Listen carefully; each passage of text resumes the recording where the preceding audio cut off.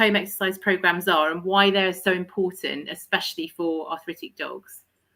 Sure. So your home exercise program is one of your components to your sort of therapy toolbox in terms of the sorts of things that you can put in place to help achieve your rehab goals. So alongside all of your physiotherapy and your hydrotherapy, your massage techniques, your electrotherapies, and the home adjustments and making sure your dog is doing appropriate exercise, the sort of level of exercise they're doing.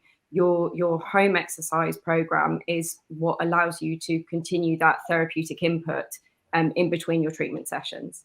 So if you were just to focus on the sort of progress that you could make in your therapy sessions alone, you would be limited in how much progress you could make, because you've just got this window of your session time to have that therapeutic input. And it's what happens on a day-to-day basis that can be so important as to whether your dog is maintaining or making progress, or potentially actually there's sort of more things going on in the background that are, I mean, they're just rebuilding the same tension patterns and the same sort of compensatory strategies. So when we think about putting together a home exercise program, we want to look at how we would re-educate a gait pattern, how we would try and encourage functional movement patterns, how we would help to create correct and balanced muscle recruitment, and the sort of the speed and balance of the recruitment of agonist-antagonist pairs, how those muscles work together to make that smooth and correct movement.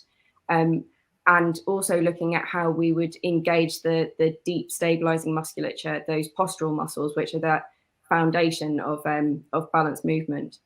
We'd also look at how we could influence the proprioceptive system, so the body's ability to be aware of where it or a limb or a joint is in space, how we would start to re-establish and tune that back up again.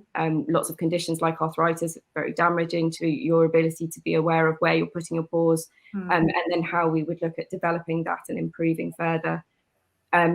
And any specific deficits we have. So that might be related to the condition, the diagnosis that dog has, maybe their level of fitness, maybe the conditioning aims that you have generally, or if that dog has a particular job. So if they are an agility dog or a working dog.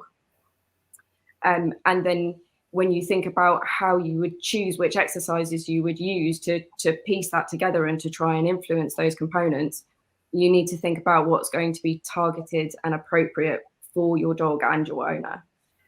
So you need to bear in mind the challenges and the requirements that the individual dog has, and that's both sort of behaviorally what they can cope with, what level of sort of tasks and challenges you can set them, and physically what they're going to be capable of and what they're going to be able to achieve. And because every dog is an individual, obviously you've got to think of that on an individual basis. So no two home exercise programs are going to be exactly the same, even if you're dealing with two dogs with the same condition or the same breed, even the same age. So the other thing that you would want to think about as well is what does your owner need, and what are their limitations potentially. So you know, how much time have they got to be able to do a home exercise program? What access to equipment have they got? Or do you need to think about what sort of equipment you might be able to kind of almost build out of what they've got in the house or what they can access when they go for a walk?